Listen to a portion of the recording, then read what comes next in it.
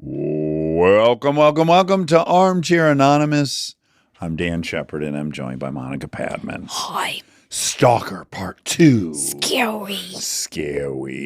They are scary, but these were not as scary. It's always pretty scary. It's always pretty scary. But you can listen. Yeah.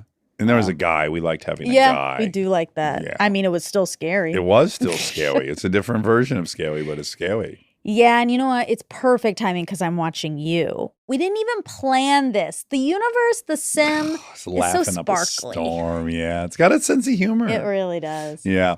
Please enjoy Stalker Part 2. Hard times come and go. Good times, take them slow. My life, I had them both. But one thing you gotta know, I'ma keep on shining. Hello. You're my first Lindy. Yes, it's a very unique name. Am I your first Dax? Yes, not my first Monica. Not my first Monica sounds like not my first barbecue. Sure. Or a rodeo. Yeah, not my first rodeo, not my first barbecue. Ooh. This is my first Armchair Anonymous interview, though. Yes. Have you ever called a radio station or anything?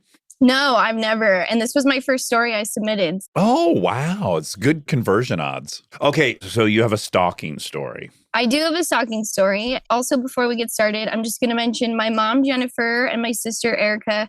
They're also Armcherries with me, and they feature in this story. And my mom wanted to say to you, Dax, that she's just very grateful for you always being honest in your recovery and sobriety. She's 9 years sober as of this year. Fuck yeah. And my sister, she's 2 years younger than me. She wanted me to say that she's regularly in the top 1% of listeners. She's a badass horse rider, works on a farm, and she's always listening to you guys. Does she have powerful legs? Yes, she does CrossFit. I mean, there's nothing she can't do. Wow. Yeah, Cool. She's the athletic one.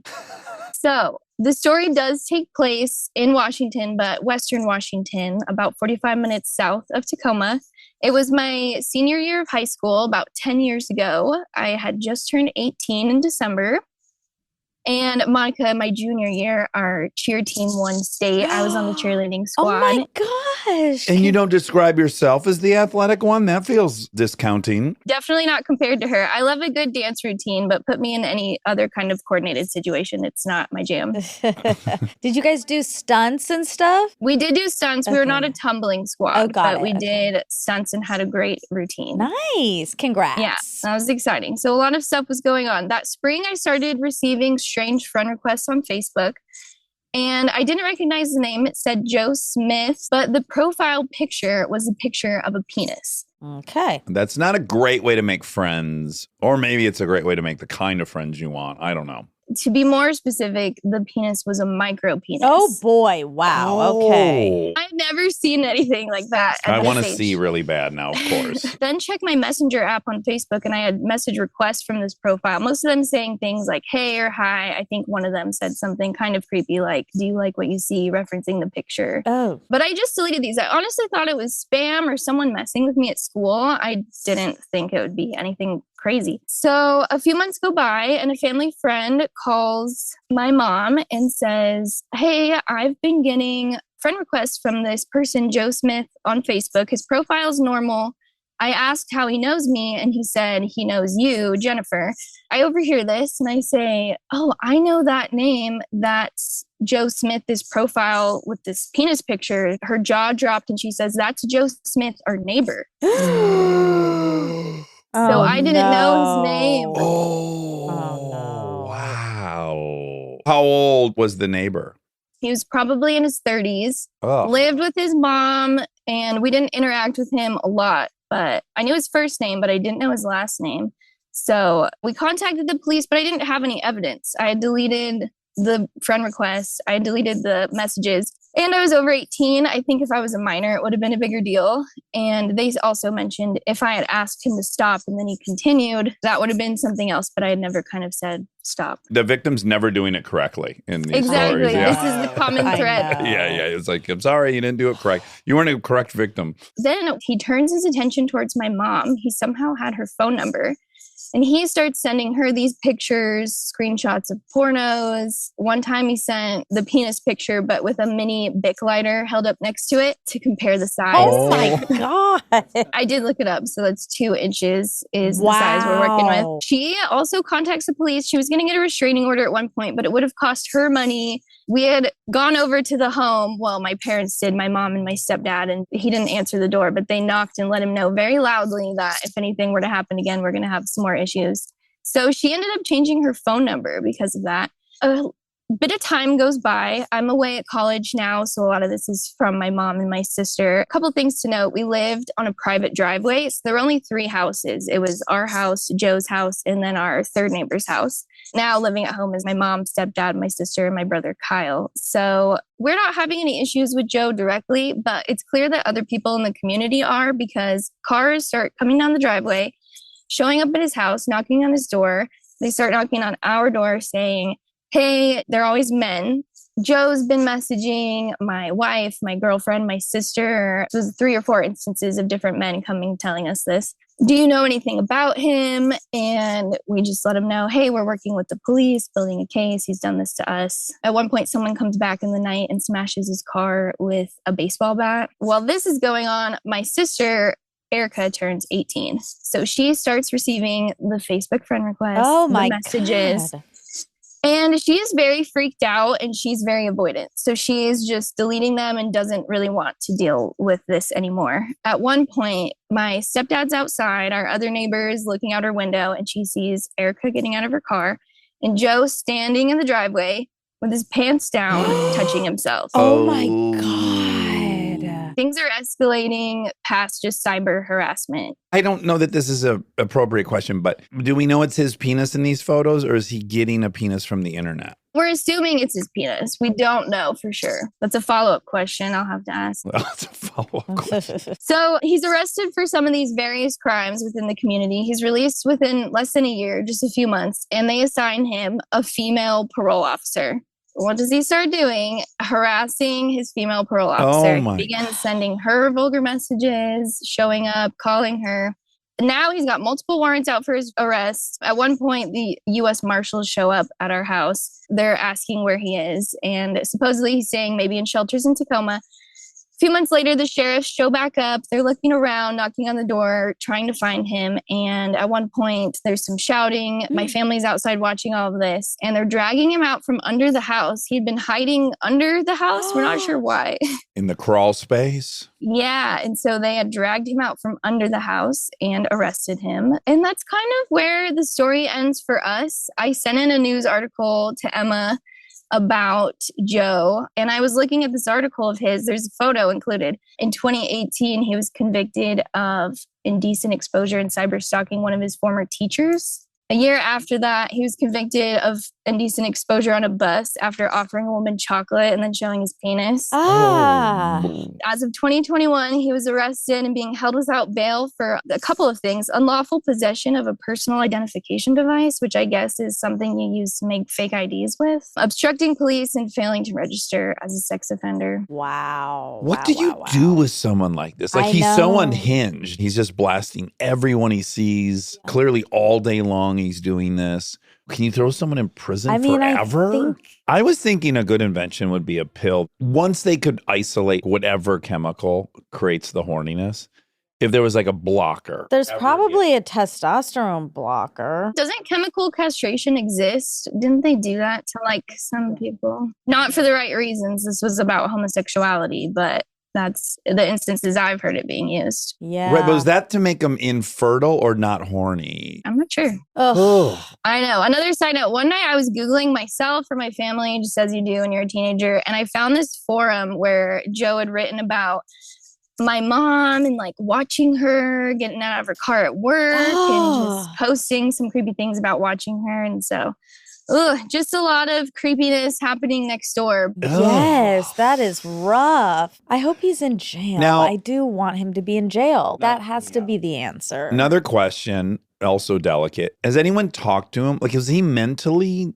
I believe there's mental issues there and some kind of maybe drug use and probably a traumatic home life. We're not really sure, but There's a lot of things going on. And then the micro penis. I mean, I was wondering the same thing. Is that his, or is that just kind of a weird obsession? We'd have to ask him. I think I'm good. I think I'm probably not going to ask him. I would love to talk to him, actually. I wrote down this little bingo card of what would happen during the interview. And one of the things I put down was that Dax would have compassion for or want to follow up with Joe. Well, the reason I have compassion is I just always imagine, what if that was my life? What a disaster of a life. I have compassion. I can too. It's consumed his whole life and ruined it. What was the other bingo cards? I want to know the other bingos. All right, let's see what did I write down. That's fun. Armchair bingo. I have a technical issue.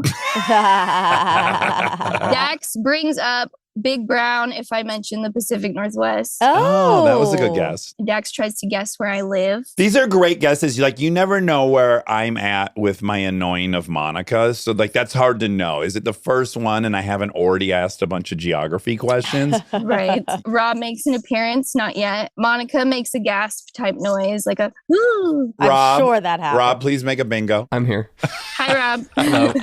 And then I wrote down, I get emotional, but I haven't said my thank you yet. So that could happen soon. Okay, I want to hear your thank you, and let's see if we can get another bingo. I did just want to say thank you guys so much for everything you do. I'm a teacher, and you've taught me so much about empathy and compassion and just communicating in relationships. And you just made me so curious about the world again. About 8 months ago, I had a baby, my first baby. Oh, congratulations. Our baby girl, Daphne, she is amazing. But those first few weeks are kind of rough. But I always knew I could listen to you guys and just feel like myself again. So thank you for always being there for me. And you're my favorite parasocial relationship. So thank you. Oh, we love that. Yeah, Lindy, this was delightful. Thank you so much. Thank you for being a teacher. The best year, middle school, 7th grade. Oh, we love it. We love it. It's Teacher Appreciation Week right now, first week of May. So shout out all the teachers. That's right. We need to remember that for next year, Armchair Anonymous. Yeah, we should do teacher prompt. Teacher prompts or more teacher experts on anything like that. We would love. That's a great idea. Well, thank you, Lindy. So nice meeting you. Nice to meet you. Have a great rest of your day. Thank you. Bye. Hi. Hi there. This is happening, huh? It's happening. Truly happening. Do you have a preferred fake name? Can I go by Nick? Yeah. Oh, I love Nick. Very solid name. You could pass for a Nick. Well, let me ask you this. Do you have a friend that you think's really cool that's named Nick? It's related to my wife's name, so it's a little homage to her. It's a nod. It's a wink. Okay. It could have been short for Nickelodeon. Yes, Nick. Because I would have said, if I was in the situation, yeah, I would probably go like Justin, Trevor, names I associate with being cool. Oh, wow. What would you do, Monica? Names you associate with being nerdy? How dare you? Well, you're laughing that I would want a cool name. I don't think I would put that much thought in it. All right, Mandy. Okay, Nick. Sorry, we took up a lot of your time. Are you allowed to tell us where you're at? Yeah, so I am in beautiful Seattle, Washington. Oh my God, ding, ding, ding. We just got off the phone with someone whose story took place just south of Tacoma. It's not speaking well The Pac for Northwest. Yeah. Seattle. I actually live just south of Tacoma. Oh. So What if he goes, my name's Joe Smith, and I used to send pictures? Oh my Oh gosh. my God. Oh my God. Yeah, none of the stalkers have called in. You're right. It's always people who've been stalked. We've never had a Yeah. stalker call. That'd be a change. It sure would. I don't know how I would handle that, but I'd like to try. Okay, I want to hear it Yeah, now. me too, Nick. Okay, so this starts almost 21 years ago. So 2004, I graduated high school 2 years early. My family and I, we lived in Washington, D.C. at the time. I was 17 and I don't want to commit to a college just yet. So I was looking for something interesting to do. And the University of Washington in Seattle had a program that worked with people experiencing homelessness. It was like a work study where you lived in the university district, you shared a house with other people in the program, and you would get college credit at the end of it. It was a 1-year program. This sounds great. I wanted to get it as far away from my family as possible. So like, great. I get out there. I'm obviously the youngest because I'm 17. Everybody's sort of like 19 to 21, except this woman that's part of the program. She was 26. Her name was Amy. Obviously, it's a fake name, but Amy sort of takes a liking to me. I'm like, oh, this is great. She wanted to hang out with me. She can buy beer. Exactly. Yes. Everything was working in my favor. But as time went on, I could say now, I could see what the pattern was, but she started isolating me from the other people. She would get mad if I hung out with another housemate. If I was going to grab something out to eat, she'd want to meet me there. She'd call me if I wasn't back at a certain time. I just was like, oh, maybe that's just part of having a friend that's a little bit older.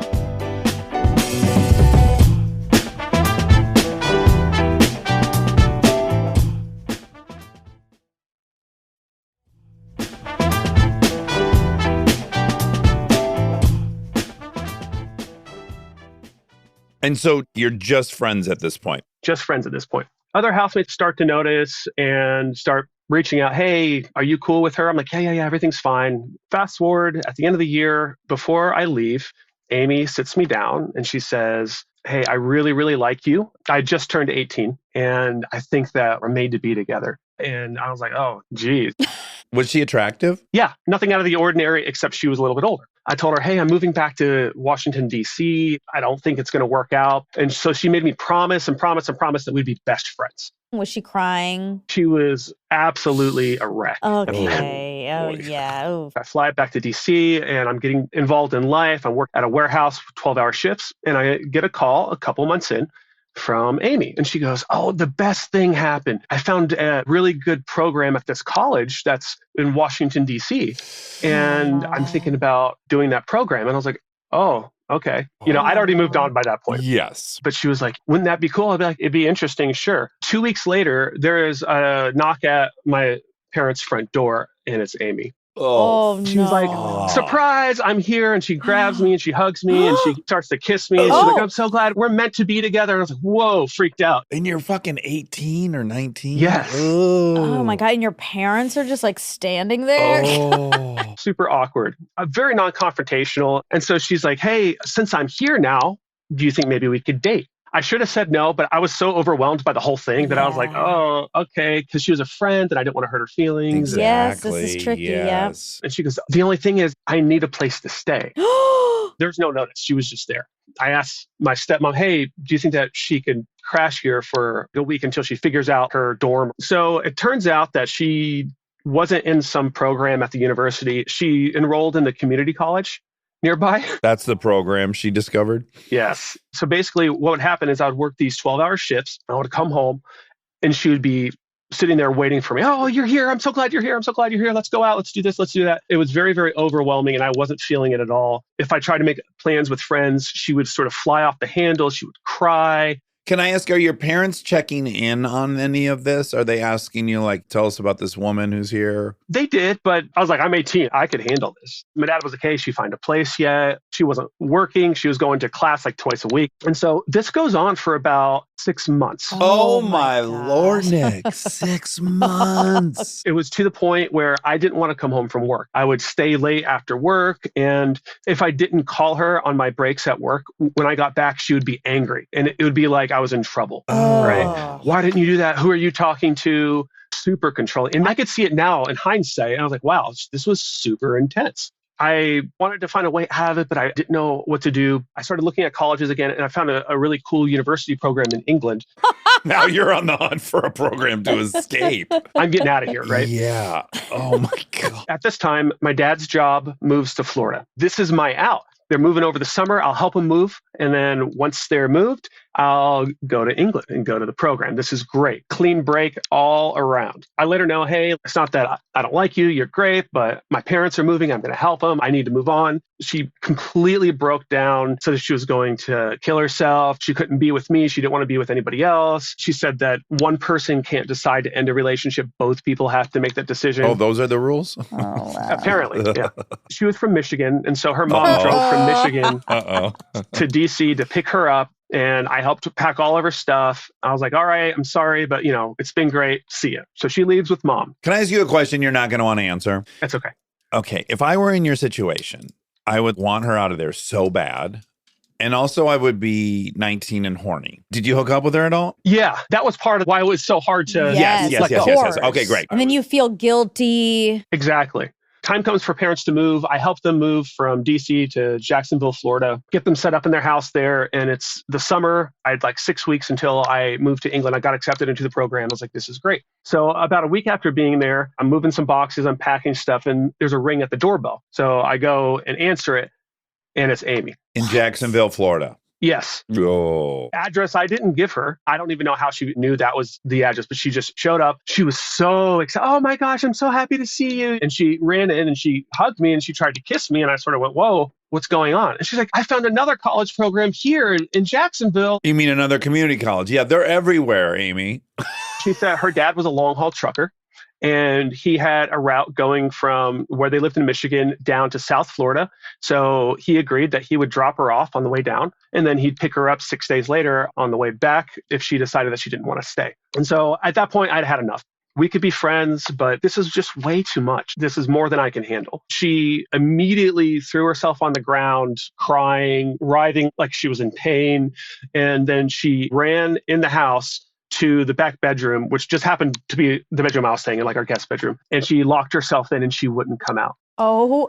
Now I was there by myself and I didn't know what to do. I called my dad and stepmom. I was like, hey, I have a visitor, but I don't really want him to be here. They're like, is it Amy? I was like, yes, it's Amy. They come home and now there's a negotiation through the door trying to get her out of the room. It goes on for hours. She's like, I just need a good night's sleep and then I could think clearly about this. And so my parents were like, all right, we'll talk about this in the morning. Just go to sleep. Oh, I slept on the couch. And then in the middle of the night, I woke up to Amy on the couch on me.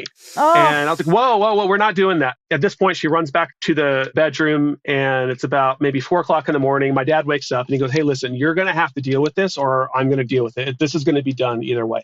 Do you want to talk to her or do I want to talk to her? So I said, you know what? I'll talk to her. So I told her, hey, let's go for a ride to the beach. We went down to the beach and I laid it all out there.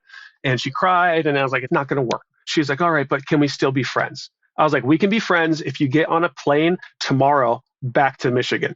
And she said, I agree. Okay, fine. So I bought her one-way ticket back to Michigan and she goes back to Michigan. I'm like, oh my gosh, I'm so glad this is over. I didn't hear from her for another couple of weeks. It's 2 weeks before I was moving to the UK.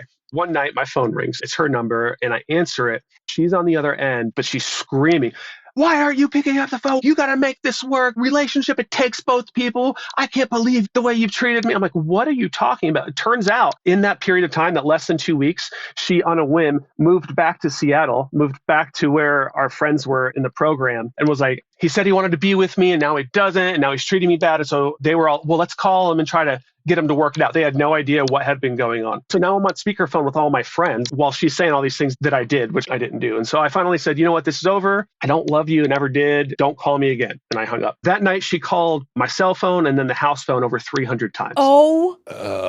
We had to unplug the phone and turn my phone off. And she started peppering with long emails, maybe 20, 25 a day. But she was posting pictures of us together on MySpace talking about we're so in love, we're getting married. And so this is where I did something that I don't know the legality of it, but I just sort of made the decision. I knew her MySpace password and her email password because it was my name. Oh my God. Yeah. I logged into her MySpace and I deleted every single photo that there was of us. It's absolutely everything, cleaned out the entire thing. And then I logged into her email and I deleted every single email that we'd ever sent to each other. And I'm like, that's it. A couple of weeks later, I moved to England. A couple of weeks into that, I was talking to one of the registrars there and they pulled me aside. Like, somebody listed you as a reference. They're trying to get into the program. I was like, who's that? And I was like, it's this girl, Amy. She said that you would vouch for her. I was like, absolutely not. No. Thank God they were like, no. So I haven't spoken to her since. The only person that's heard from her was randomly 6 months after all this went down.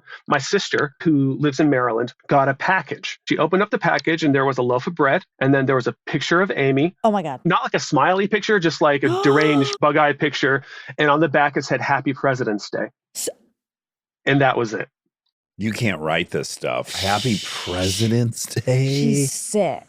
So I've never heard from her since. I've tried to Google to see where she's at, cannot find her anywhere. And nobody that I know has heard from her. This is so selfish, but if I were you, all I'd be thinking is like, God, I just need her to find the next guy she's going to get crazy about. I just hope she finds another guy she's obsessed with and he has to deal with it. Because you're like, what's the solution to this? Well, the only solution is that she'd get obsessed with someone different. She probably needs to get on medication. Oh, obviously. Sure. So that's the solution. I learned quite a bit from that. One is speak what your truth is and not try to just go along. You know, I was going to say this earlier because I was maybe telling my kids this. I was like, you got to know that when you're in a situation where you want to say something, but it seems very cruel or it's going to hurt the person, what you have to know is you will have to say that.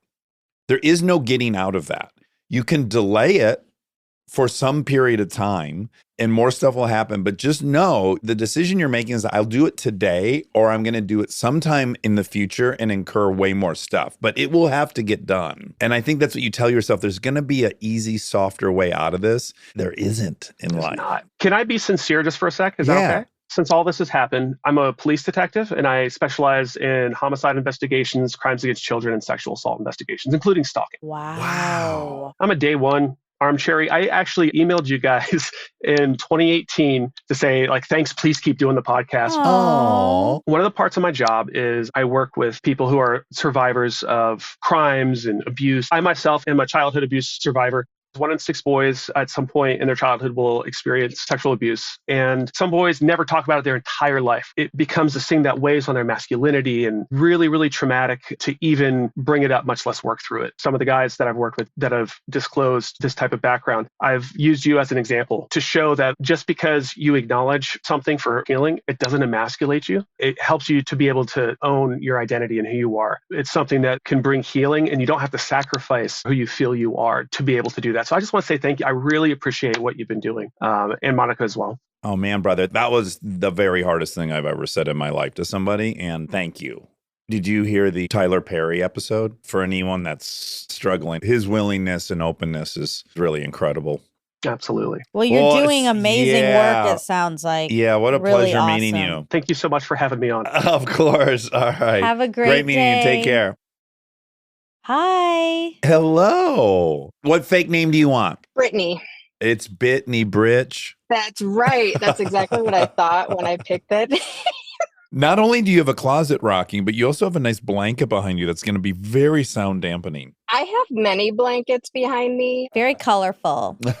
Thank you. We have an addiction and we are okay with that. We love our blankies. Of all the addictions, that one's pretty safe. I've given up a lot that weren't, so I call it a win. Yeah. Can you tell us where you're at? I'm in Southwest Michigan. Oh, wonderful. I rented a house down there not terribly long ago in Stevensonville on the water. I was going to guess that, like Michigan, South Haven, St. Joe, something like that. We made Monica a fan. Yeah, it's so fun. It's beautiful. Okay, on a darker note, you have a stalking story.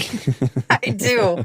And I'm going to try not to laugh through it because, well, you'll see. You get to. Yeah, you're allowed to. Obviously involves me, Brittany, and then my cousins. We're going to go with Carrie and Victoria. And Carrie and Victoria are sisters. This is 1996. I'm a junior in high school. Victoria is a year older than me, senior. And then Carrie is 21. So we're all pretty close. Definitely came in handy on those Friday night party nights. Oh. She had her own apartment. It was great. We pretty much are living our best lives at this time. We hang out all the time.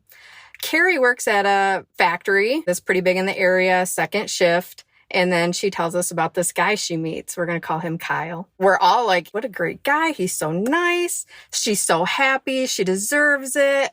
We're just like, oh, this is what dreams are made of. A few weeks into this relationship, she starts telling us about a girl named Karen, who is quite jealous. She really likes Kyle too. And I mean, why wouldn't you? He's a really nice guy. Karen starts harassing Carrie. At first, just snide comments, rude remarks. Did they all work together? Yes, they all work at the same place. Carrie just, every chance she gets, a dig or something. And then Kyle, so sweet, he sends flowers to Carrie at work. And that kind of sets Karen off a little bit. Oh. Karen starts following Carrie home at night. At first, just kind of driving by, yelling through the parking lot because it's an apartment complex she lives in. So this continues for probably a couple weeks. And then Victoria and I are like, something needs to be done. My cousin, her sister, we can't be having this. Karen is regularly showing up at Carrie's apartment after work. So we plan a stakeout. I was just going to add for color, and maybe we're not as unique in this as I think, but I just need to remind people, girls in Michigan fight. We do. Yes. I'm sure at some point you're like, there's 3 of us and 1 Karen. Absolutely. We had it one before it started. We planned it all out. We're going to jump her. She's never going to see it coming. Yes. Okay, great. I just knew that was in the mix. Victoria and I are sitting in the car and we're waiting and we have a perfect view. The apartment has like an open stairwell so we can see all the way through to the other side. We got a great vantage point. So we're waiting and we're waiting. It's a Friday night. We're sure she's going to show up. We see Carrie get home and go inside. And Carrie knew we were there, but she acted like she didn't. We wait probably an hour after Carrie gets home. No Karen. We go home the next day. Carrie calls Victoria and is like, she showed up after you guys came. And we're like, oh, the audacity. How did we miss this? So I'm mad. I'm like, we're doing this again. No way this is happening again. Well, before we could plan it, Karen had come back another night and left a note on the door, a very threatening, harassing note. Another night later, Carrie gets home, Karen's there, and there's a little altercation, a pushing, a shoving, yelling.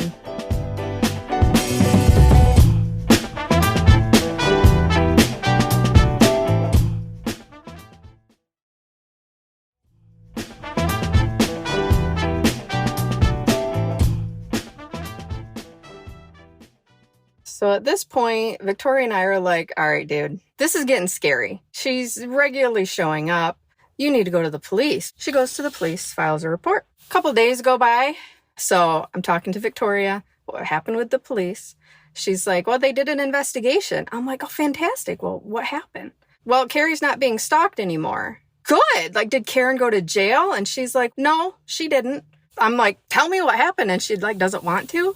I'm like, come on. I was ready to beat this girl's ass. She's like, well, the police talked to the florist and the florist didn't describe a man that sent the flowers. And remember, 1996, we don't really track credit cards. Not many people have them. I said, okay, well, who did she describe? And she's like, Carrie. I had a scary feeling when you said Karen arrived right after you left. I know, right? Okay. So I'm like, what? And then they investigated further, found out the note was from Carrie's apartment and a couple other things like Carrie couldn't produce Karen's last name, wouldn't give them Kyle's information. So Carrie got arrested, not Karen. She was stalking herself. Your cousin invented a stalker. Wow, that's kind of Munchausen-y. Yes, like, very yeah. Munchausen-y. I was on board, hook, line, and sinker. It was very convincing. Yeah. Yeah. Did you have any follow-up with Carrie? Did it ever get talked about? We just pushed it under the rug, and I kind of was like, note to self, we are taking a little step back. Yes, you know who you're dealing with. Truly, it hurts my heart that she felt she had to do this. You know, 1996, mental health wasn't talked about. But even in current times, there's been some things, not quite like that, but some like, okay. And was she ever even dating Kyle, or did she just like Kyle at work? We don't really know if he's real. Never met him. He's definitely not real. Well, I could see him being there and she just liked him and made up this whole fantasy about him. And he's so great, someone's jealous of it. It's like a whole soap opera. It also doesn't even make sense that he would send flowers to his own work. Why wouldn't he just bring flowers? Good point. Or send them to her house. These are the questions you ask after the fact. Yeah, and at the little age of 17, I was just all like, oh, he sent flowers. You didn't think about that stuff. Of course. Now, did you and Carrie's younger sister ever have a session about it, talk it through? Not really, because she's pretty protective. Even then, I was much more open to like therapy and things like maybe we should have her talk to somebody. And she's like, no, we don't mention it. She pretty much just got a felony and we're just not going to talk about it. What was the charge? Falsifying a police report. Oh, no. Oh my God, I can't believe she was like letting you guys sit out there for an hour on the stakeout. We were like pumped, probably on Red Bull and who knows what else, like ready just to grab anybody and start throwing down. There she is, just some random Oh my woman. God. Thank God somebody else didn't come to the door that day. Could have ended in a real accident. arrest or a real assault. It could have, because we had no description of who she was. We were just going to jump anybody that went to that door. I started yelling. Oh, wow, Brittany. That was a good twist of a That story. was I like that really one. good twist. It's good to have some twisty, lighthearted ones in the middle of these, to be honest. If you have to pick between someone who has a real stalker or a fake one, I hope they have a fake one. That's right. That's what I'm going to hope for if I ever have one. Yeah. So nice meeting you. Nice to meet you too. Being here with you is like winning the lotto, probably better. Oh, I don't know about that. If I ever get it, I'll let you know the comparison. But right now, this is money right here. Oh, thank you, Brittany. Nice to meet you. You guys have a great day. What if her cousin was The Amy. Michigan? Oh, she was from Michigan. Yeah. Oh, the ages aren't right. No, they are right. Are 'cause they? it's my age. Oh my God, what if? That would be incredible. Should we ask him what the real name was? Perhaps. Hi, how are you? I'm good. What fake name do you want? Have you thought of one? Hannah. My best friend picked it because she thinks, do I look like a Hannah? I think you do. Yes. Are you allowed to tell us where you're at or no? I think I'd rather just say I'm in the Midwest. Okay, great. Midwest is popular for stalkers, just so you know. Pacific Northwest and Midwest seems to be hot spots for stalkers. Maybe the shitty weather. Maybe people are bored. Actually, it's been pretty here. Oh, I'm jealous. It's gloomy as hell here. Okay, so lay the scene for us. This happened in 2017. It was 8 years ago, and there's things I would do differently. Let me just say that. So at the time, ride shares were fairly new to the area, and I was really uncomfortable. It's sort of intimate, right? I mean, you're getting in a stranger's car with a stranger driving you, and it's like, go to my house. Yeah, 100%. Yeah. Let me show you where I live. It was really weird. So for a while, I was ride share adverse, but eventually I sort of accepted it. And probably about 6 months after I decided to start using ride share, I'm going to use that instead of a company name. Yeah, that's thank kind of you. So I was at a restaurant with my girlfriends and decided I wanted to ride share home. So I ordered a ride share and came to the restaurant, and it was about 12 minutes from my house. So we're talking, this was a short drive. We're going to call driver Bill. And what time of night was it? When did this dinner conclude? Like 8:45. It was not late. So I get in the car, and driver Bill was really nice. I liked him. Chatty. Just small talk, nothing big, just a little fluffy. Can you tell me Bill's age-ish? It's funny. So I'm 53, and I thought he was about 10 years older than me, but I actually think he was about 8 years younger. Oh, my. Okay, so some hard miles maybe. Very hard miles. So we're pulling into my neighborhood, and he says, these houses are so cute, and I love this neighborhood, and I wonder what the value of the houses are. And I said, well, interestingly enough, I'm a real estate agent. We talked just a little bit, and he's pulling up to my house. And I said, well, if you are serious about purchasing a house, here is my business card. So far, you're fine. You've done nothing wrong. You've done what most of us would do. So I learned later that a rideshare driver is not allowed to call someone outside of the ride. After the ride, it's done. I've just registered with all these ride shares, and yeah, you're not allowed to get a number. There's all these stuff you can't say. Even if you were invited to get romantic with someone, you cannot do that. That's good. I mean, I'm glad to know that. Some of that stuff actually happened closer to like 2019. In response. This was in the beginning. It was a little bit of risky business. Wild West. Right. So I give him my card and I go into my house, and it's 9 p.m. and I climb into bed and I'm sleeping. And all of a sudden my phone dings at like 11:30 p.m. Ooh. And I get a text and it says, this is your ride share driver. You are a very elegant woman. Thank you for the card, and I will call you tomorrow. Oh. We had a couple red flags there, but I was in the era, this is 8 years ago, of I want to help people. I want to work with first-time home buyers. I see the good in everyone. I'm like, maybe he's just socially awkward. Maybe I can help him. But you have that ick. And it's funny, as a realtor, you get that ick with people. It's that intuition. Okay, well, I had it. But I was trying to talk myself out of it. So the next morning, sure enough, get a text. When are we going to get together? And at that point, I'm like, oh gosh. And I was really busy, but I thought, well, I'm going to process this a little bit more. So I say to him, listen, I'm super busy. Let's reconvene next week. Dude didn't wait. He was texting me, how are you? Did you have a good day? It got creepy. So I figured out very quick, this dude doesn't want to buy a house. No, he wants to date you. Probably. He does want to live in your neighborhood, but in your house. So at some point, I just pulled back. I'm not going to respond to this. It's getting weird. Fast forward a few days, and I've pulled up to my company parking lot. All of a sudden, I get this barrage of text messages from this guy. He is going off on me. He is saying, you promised me this, you promised me that, and you have not done what you were supposed to. And it goes on. I mean, he's cussing at me. He's like, I am on my way to your office. Oh, fuck. What I responded with is, I cannot work with you. Here is the name and number of a colleague of mine who has your name. Call him. He is waiting for your call. Nice. Trying to keep it professional. Well, all of a sudden, my phone is blowing up. And I thought, well, I'm going to answer one time because I want to just set a boundary and say we're done. So I pick up the phone, and of course, he's screaming and kind of going off. And I said to him, I sent you the information. Don't ever call me again. Great. Nice. Okay. Mm-hmm. Hung up.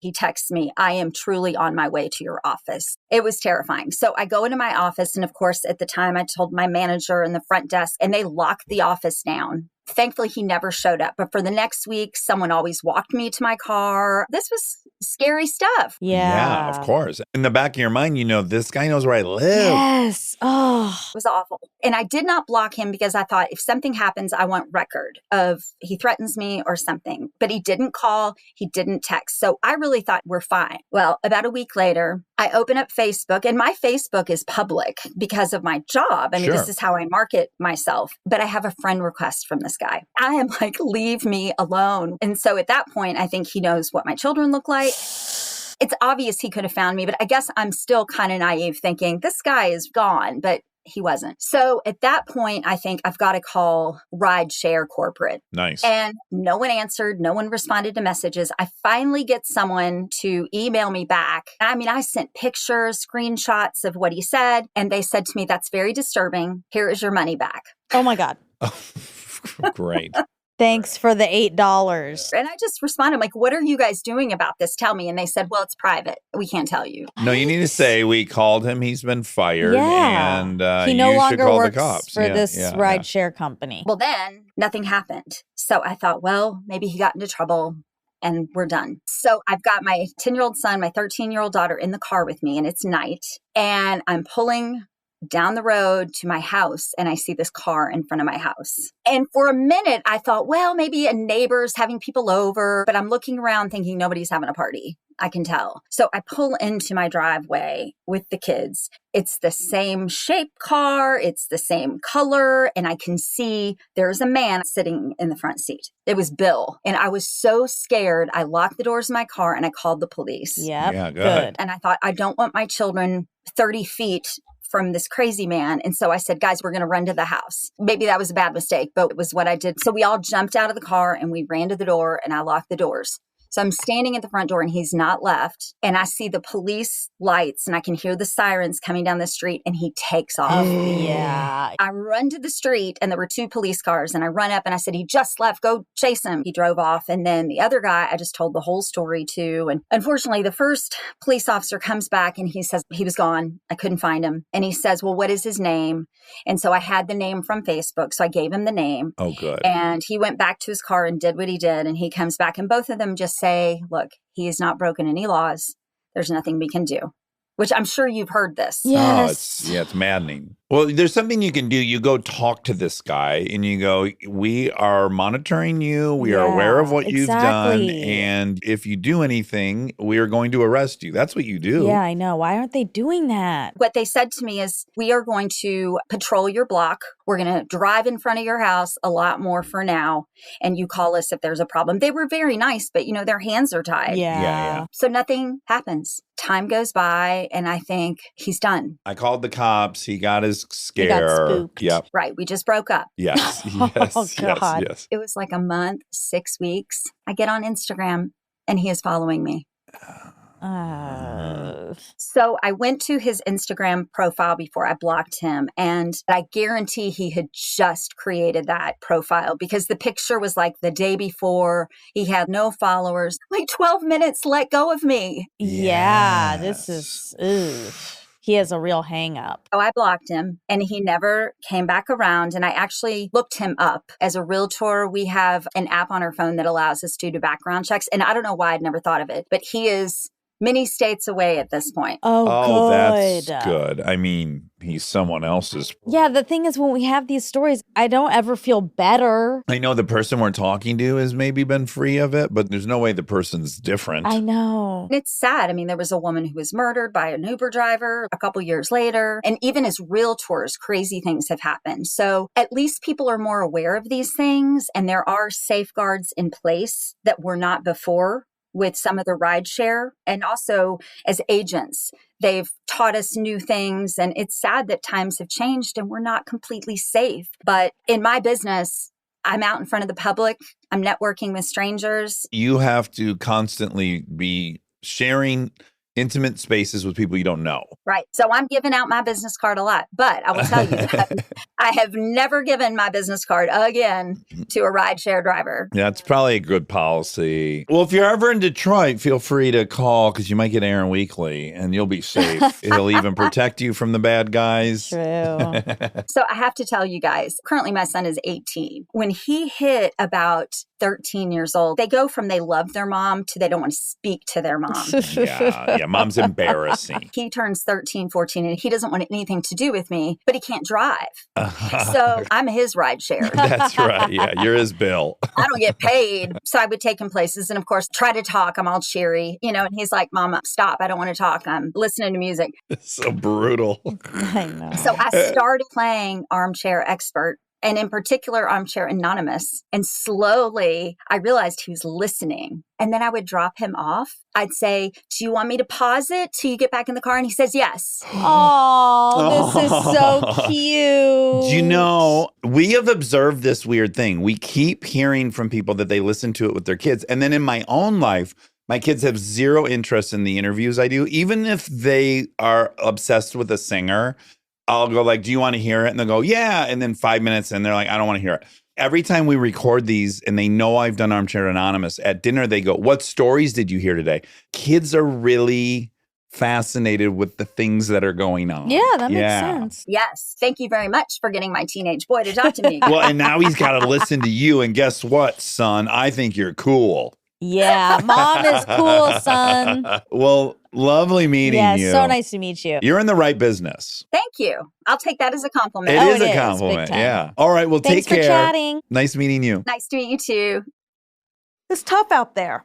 It's mostly tough out there for the gals. Well, there were some scary girls in this batch. Oh, stalkers. Stalkers. We Who did it needs again. And we'll do it again. I love All you. right, love you. Do you want to sing a tune or something? We don't have a theme song. Oh. Okay, great. We don't have a theme song for this new show, so here I go. We're gonna ask some random questions, and with the help of Armcherries, we'll get some suggestions. On the fly, rhyme dish. In